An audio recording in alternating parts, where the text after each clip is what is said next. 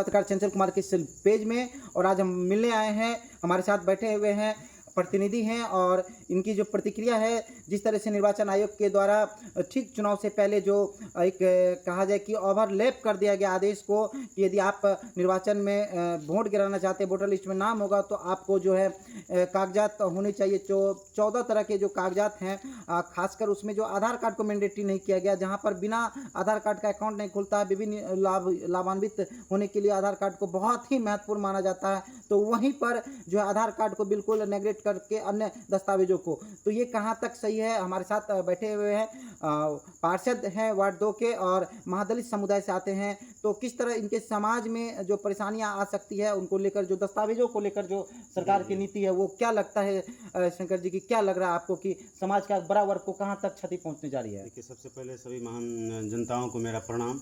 ठीक है, मैं सभी को यही सरकार से यही गुजारिश करूंगा। और इसके लिए जो है सबसे पहले भारतवर्ष में बहुत सारा अनियमितता पाया गया है, जिसमें कि वोटर लिस्ट का जो अभी फ़िलहाल में जो आदेश जारी हुआ है निर्वाचन आयोग का, इसमें जो निम्न प्रकार के लोग हैं जो दबे कुचले और महादलित समुदाय से आते हैं, वो इनमें कभी सहभागिता नहीं जमा पाएंगे। इसलिए नहीं जमा पाएंगे क्योंकि बिहार के लगभग 60% लोग पढ़े लिखे हैं और 40% तो ऐसे ही चले गए। मान लीजिए बिहार का आधी 8 करोड़ आबादी है, तो उसका 40% निकाल दीजिए, वो तो मतदाता सूची से चले ही जाएंगे। इसलिए चले जाएंगे क्योंकि उनके पास कोई दस्तावेज है ही नहीं, ऑथेंटिकेशन। और आप बैंक पासबुक खुलवाने जाइए, बैंक जाइए या वृद्धा पेंशन लेने जाइए या कहीं भी कोई भी जाइए, आपको आधार मोडिटी मिलेगा। पैन कार्ड बनाइए, उसमें आधार मोडिटी है, सभी चीज़ में आधार मोडिटी है। लेकिन इसमें आधार को हटाकर आधार से बने हुए दस्तावेज को वैलिडेट किया हुआ है। यानी एक तरफ वो आधार से बनाए हुए दस्तावेज को माना जा रहा है और दूसरी तरफ आधार को वो मानने के लिए तैयार नहीं है। तो ये सरकार, ये जो निर्वाचन आयोग की नीति है, ये कहीं न कहीं बिहार के जो भारी जो मतदाता है के लोग हैं, इनके सबसे ज़्यादा असर होगा इनका।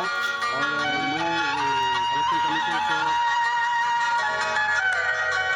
इससे तो भारी असर पड़ेगा। और इसको तो मान लीजिए कि पहचान से क्या, भारत का नागरिक होने से भी लग रहा है कि इनको दिक्कत परेशानी हो जाएगी आने वाले समय में। तो क्या निर्वाचन आयोग किसी खास पार्टी के इशारे पे ये सारी चीज़ें कर रही है? ये तो अब देखने योग्य बात होगी। ये तो हम बिल्कुल नहीं कह सकते हैं कि क्या हो रहा है, लेकिन सरकार जिसकी है उसको तो विशेष ध्यान देना चाहिए इस बात का। और कहीं ना कहीं शादी है तो कहीं ना कहीं सरकार इसमें इन्वॉल्वमेंट है। तो निश्चित तौर पर जो बिहार के जो मतदाताओं के मैं साथ एक बात और कहना चाहूँगा, जो निर्वाचन आयोग जी हैं, उनको जो ये सब सारा डॉक्यूमेंटेशन दिए हुए हैं, उनको या तो समय से 1 साल पूर्व सभी को अवगत करवा देते कि जो ये सब सारा पेपर लगेगा वोटर आईडी कार्ड अपडेट करने में, आप लोग अपना अपना कार्यालय या ब्लॉक प्रखंड से बनवा लीजिए। लेकिन ऐसा हुआ नहीं, इतना कम समय दिया गया ताकि कम से कम लोगों को जोड़ा जा सके। इससे क्या मतलब जाहिर करना चाह रही है निर्वाचन आयोग या सरकार? इससे क्या मतलब होना चाह रहा है? पब्लिक के लिए तो सारा ये शर्मसार करने वाली बात है। ये लोकतंत्र की हत्या कहीं ना कहीं जो वन वोट वन वैल्यू था, यदि ये होता है और बिहारी मतदाताओं के साथ ये, यदि वो दस्तावेज किसी कारण से बाढ़ में उसका दस्तावेज खो गया हो या घर में आग लगने के कारण खो गया हो, उनका जो दस्तावेज नहीं, बिहार जो है, आपने न्यूज़ चैनल में, रेडियो के माध्यम से या पत्रिका के माध्यम से जाना होगा कि विश्व के पटल पे बिहार का जो होता है, बिहार का मजदूर के सबसे बड़े निर्यातक हैं। यानी पूरे देश में भारी मात्रा में यहाँ पे रोजगार नहीं रहने के कारण यहाँ के मजदूर लाचारी और बेबसी में बाहर जाते हैं। अभी मान लीजिए अभी चालू है, सब बाहर में है, कैसे क्या करेगा, कैसे करेगा उस चीज़ का निर्वहन? जो सरकार के आदेश का पालन कैसे होगा? दूसरी बात, जो यदि आप जान रहे हैं कि बिहार के लगभग लोग मजदूर हैं, अंगूठा छाप हैं, वो ये जितना पेपर आपने दिया है, 9 की 11 पेपर आपने दिया है, उसमें से कैसे उसको बनेगा, कैसे किया? यदि आपने जाति निवास का ऑप्शन दिया हुआ है तो वो भी तो 10 दिन में RTPS में, वो भी रविवार को छोड़कर बनता है।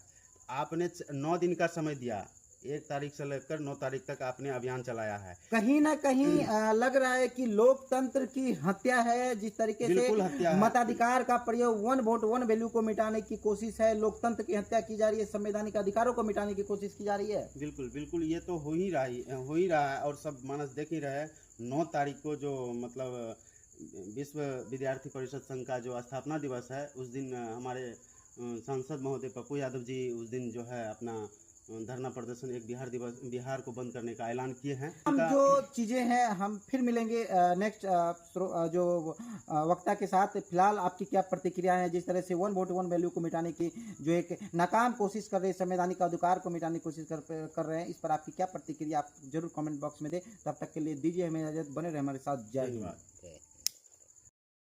बातों खत्म करने से पहले हमारे जो आज के वक्ता हैं वार्ड पार्षद मुरलीगंज के हैं और ये अपनी बड़ी बारीकी से अपनी बातों को जवाब दिया। और अंत में आप जो आपकी बातें हैं वो क्या कुछ कहना चाहेंगे? मैं कहना चाहूँगा कि ये निर्वाचन आयोग जो है बिहार से ही ये चीज़ को क्यों शुरू यानी किया गया? बिहार के चुनाव से पहले उन्होंने का कदम उठाया, यानी कि कहीं ना कहीं बिहार के उन तमाम लोगों के साथ जो है सरकार उनके संवैधानिक अधिकारों को छेड़छाड़ कर रही है, उनके संवैधानिक अधिकार को खत्म करने की कोशिश की रही है। तमाम जो कोशिशें हैं इस पर आपकी क्या प्रतिक्रिया है? हमारे साथ बने रहे, तब तक के लिए हमें दीजिए इजाजत, बने रहे हमारे साथ। जय हिंद।